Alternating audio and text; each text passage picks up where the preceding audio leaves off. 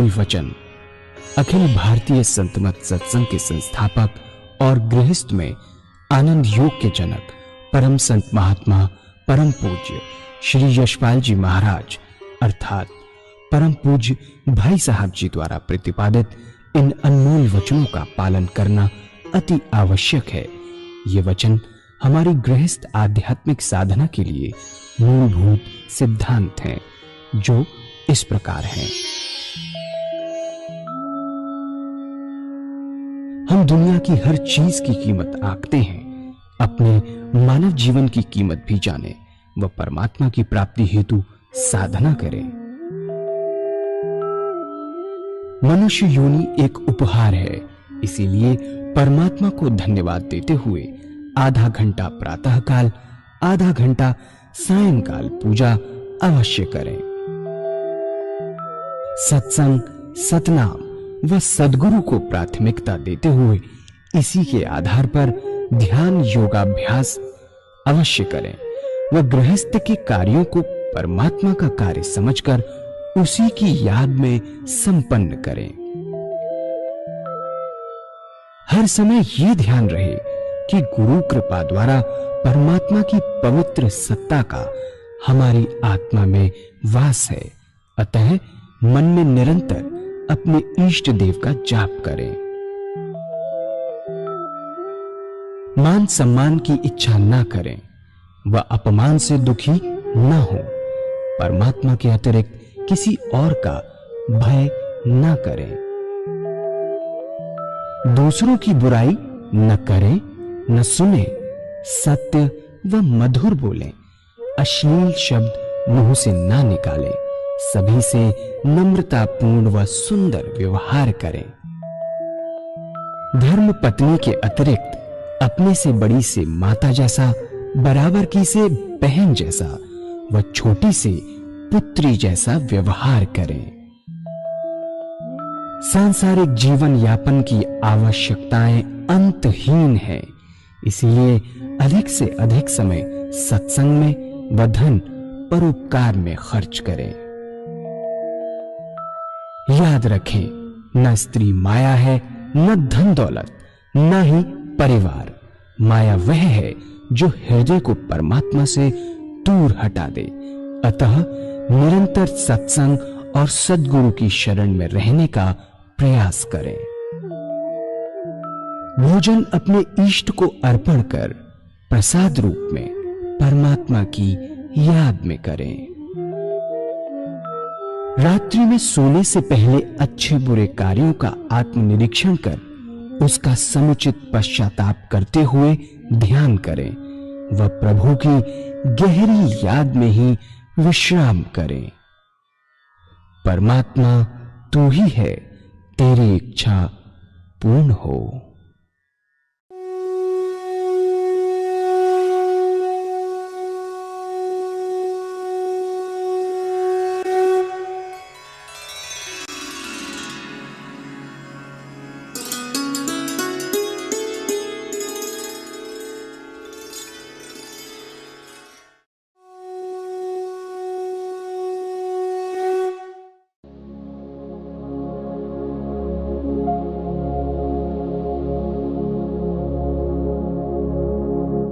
जय सद्गुरुदेव जय पद शरणम श्रेयस्वरूप चरणों शरणम।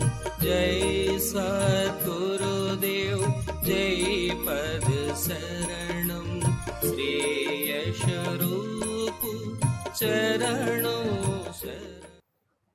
जब हम सोते हैं तो आंख देखने का काम नहीं करती, नाक सूंघने का काम नहीं करती, हाथ पैर चलते नहीं, जैसे हैं वैसे ही रहते हैं। तो जितनी हमारी इंद्रियां हैं वे सारी की सारी निष्क्रिय हो गई। निष्क्रिय का मतलब उन्होंने अपना काम छोड़ दिया।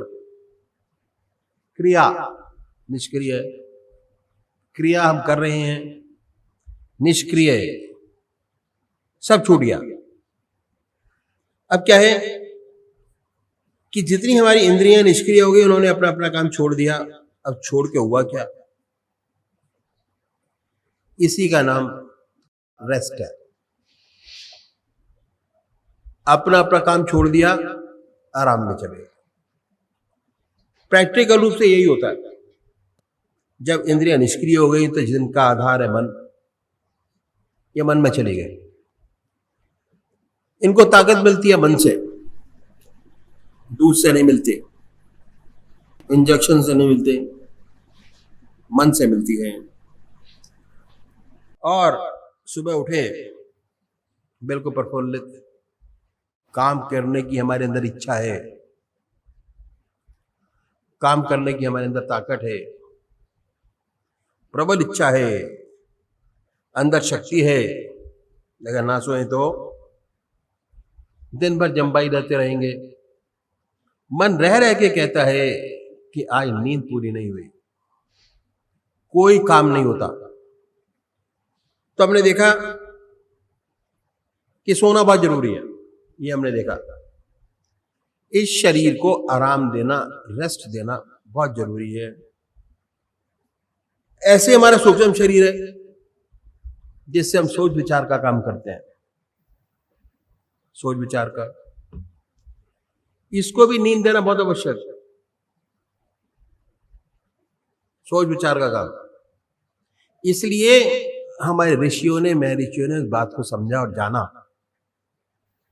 और ये कहा कि आधा घंटा सायंकाल भगवान की आराधना करो, आधा घंटा सुबह भगवान की आराधना करो। आराधना का मतलब यह नहीं कि भजन करते रहो, ऐसा नहीं। आराम का मतलब कि अपने मन को निष्क्रिय कीजिए। जो मन 24 घंटे सोच विचार कर रहा है उसको निष्क्रिय करना बहुत जरूरी है। अगर आप आराधना करेंगे, पूजा करेंगे तो परमात्मा में चित्त एकाग्र होगा, चित्त निरोधक स्थिति है। और जैसे ही मन शून्य हुआ, क्या हुआ? जैसे मन निष्क्रिय हुआ वैसे उसको आराम मिला। जैसे आपने इंद्रियों को निष्क्रिय किया सोकर, ऐसे पूजा करके अपने मन को निष्क्रिय कीजिए। और निष्क्रिय करने के बहुत सारे तरीके हैं जो चल रहे हैं आजकल। आप भगवान को मानिए ना मानिए, कोई फर्क नहीं पड़ता, लेकिन अपनी हस्ती को तो जानते हैं, हमारा अस्तित्व है और इसका अच्छा विकास करना हमारा फर्ज है। भगवान आपकी पूजा का भूखा नहीं है, ना आपकी ना हमारी। जो कुछ कर रहे हैं अपने लिए कर रहे हैं। सत्संग भी में जो आते हैं, बैठते हैं, सेंटर पे जाते हैं, सत्संग का फायदा नहीं है, आपका अपना फायदा है। जिसको मानिए उसको सही रूप से माने,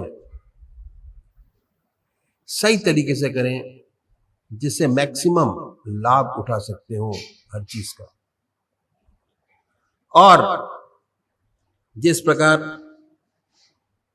हम अपने लिए कर रहे हैं, अगर आप सच्चा विकास चाहते हैं तो जिस प्रकार शरीर को रेस्ट देना बहुत जरूरी है, उस प्रकार मन को भी आराम देना बहुत जरूरी है।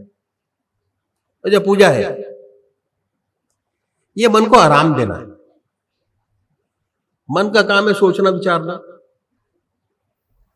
मन 24 घंटे सोचता विचारता रहता है, 24 आवर्स चलता है, सोचता है, विचारता है, दिन में काम करता है, रात को सपने दिखाता है, चल रहा है बराबर।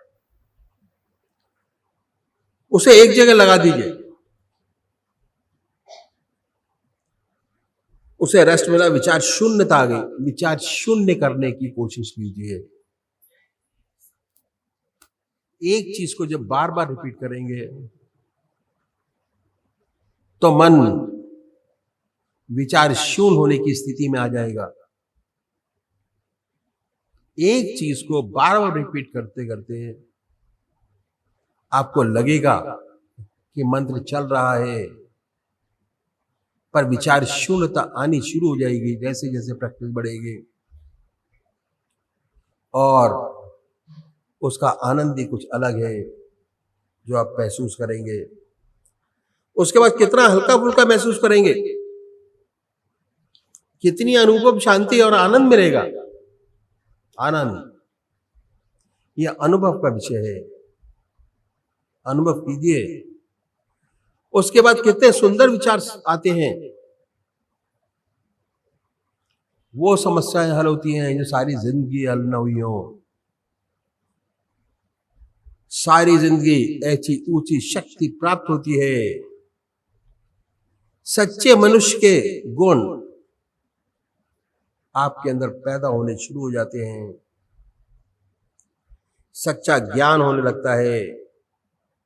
हम जान जाते हैं कि हम कौन हैं,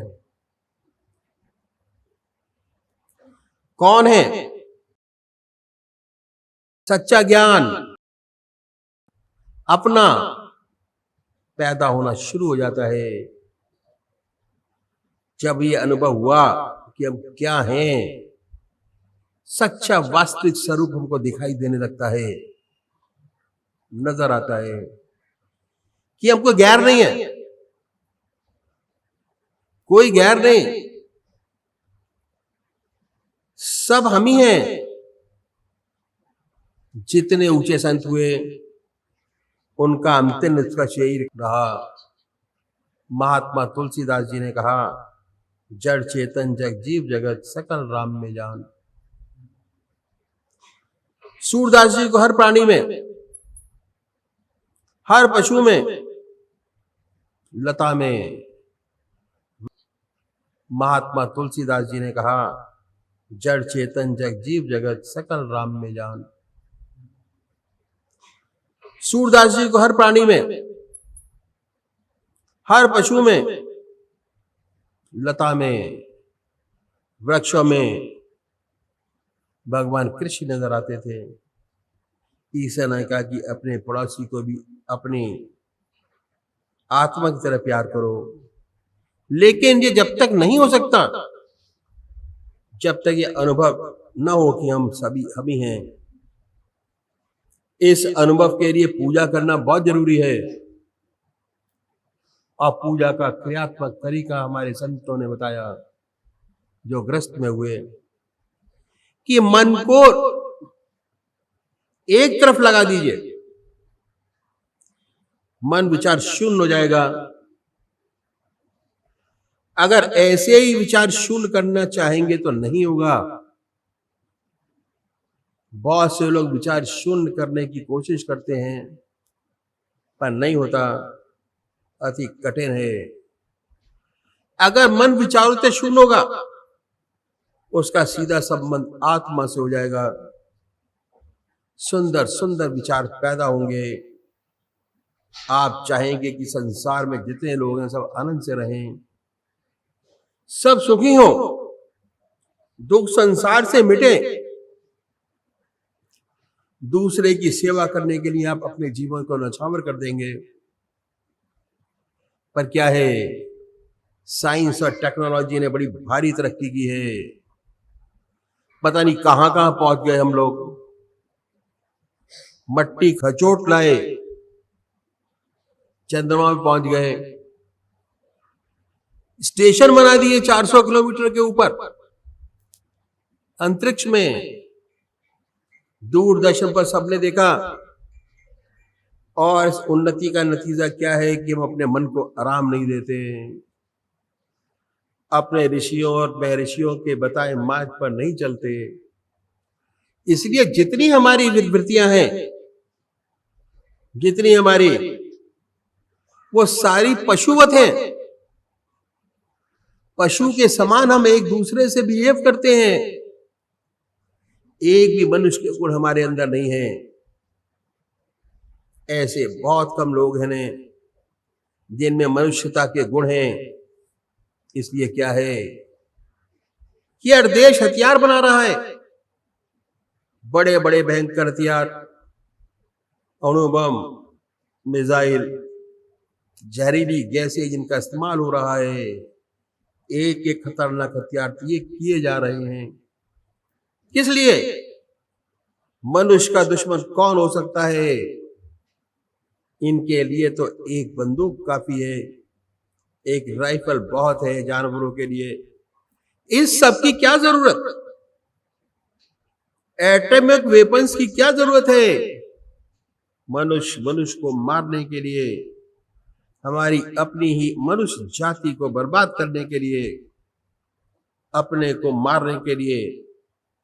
आज आंकड़े ऐसे हैं कि ऐसे भयंकर हथियार हमारे पास हैं, अगर गलती से चल जाए और एटॉमिक वार चढ़ जाए, इन सारे हथियारों का इस्तेमाल हो तो जितने दुनिया के मनुष्य मात्र हैं उन्हें 40 बार जन्म लेना पड़ेगा, तब भी इनका असर खत्म नहीं होगा।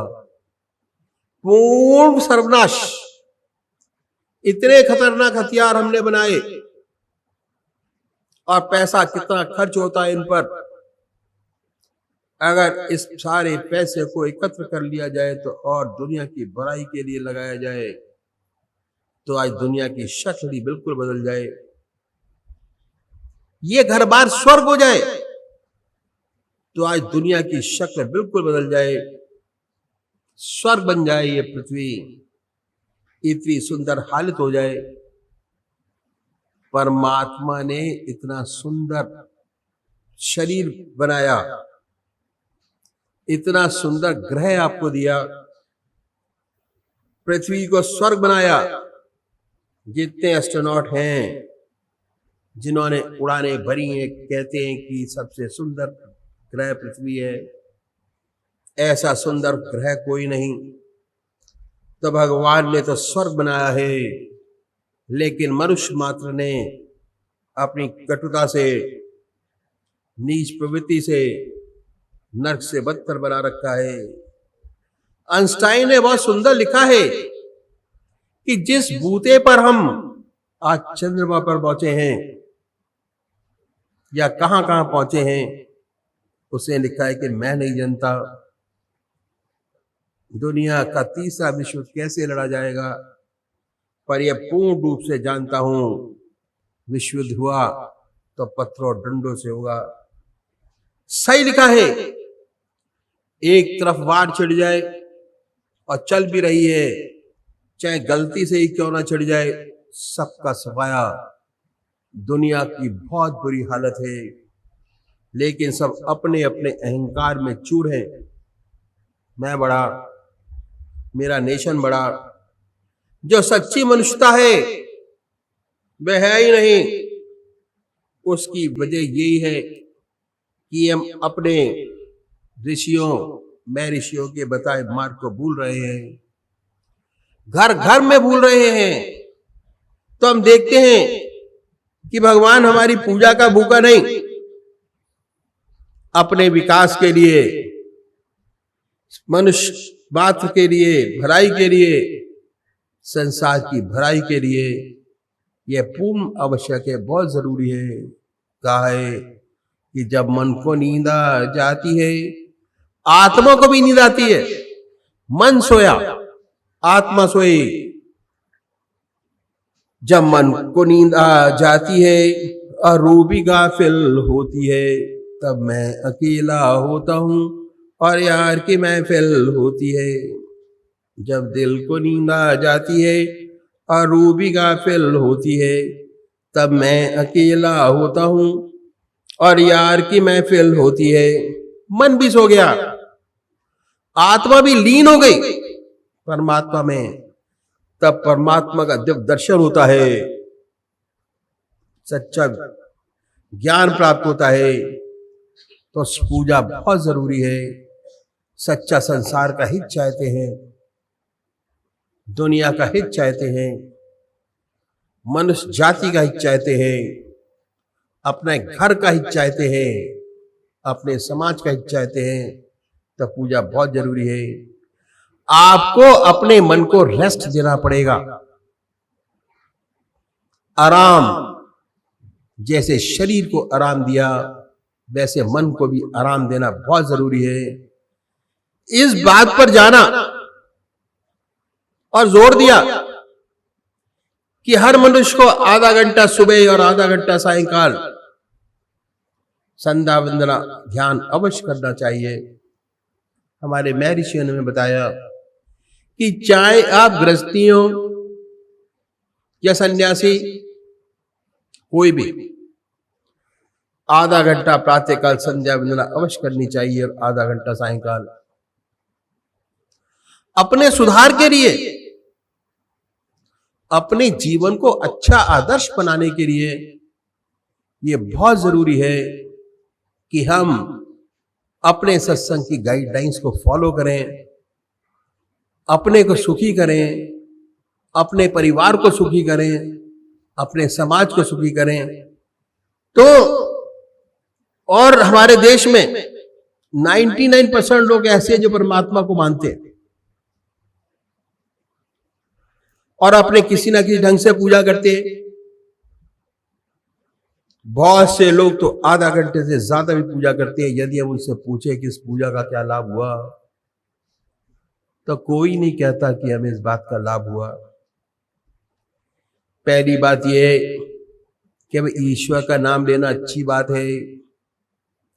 हमारे घर में मंदिर है, हमारे दादाजी पूजा करते थे, हमारे पिताजी पूजा करते हैं, हम करते हैं और हमारे देखा देखा ही हमारे बच्चे भी करते हैं। ईश्वर परस्त हैं, गॉड फियरिंग हैं, बहुत अच्छा है।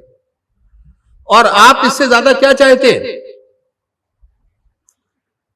अगर हम उनसे पूछें कि इनसे कोई आपको आंतरिक लाभ हुआ, मंदिर जाते हैं, आरती गाते हैं, घर में सेवा करते हैं, अगर पूछे इससे कोई आंतरिक लाभ हुआ,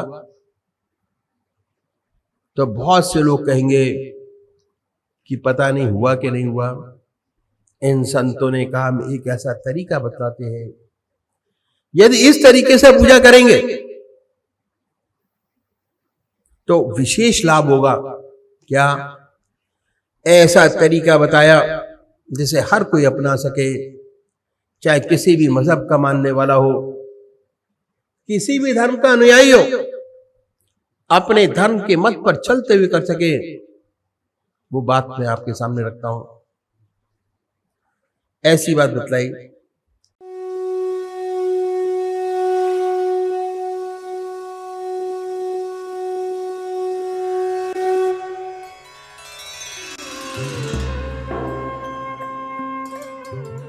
ध्यान योग के कार्यक्रम आनंद योग से निशुल्क जुड़ने के लिए संपर्क करें 9810239677।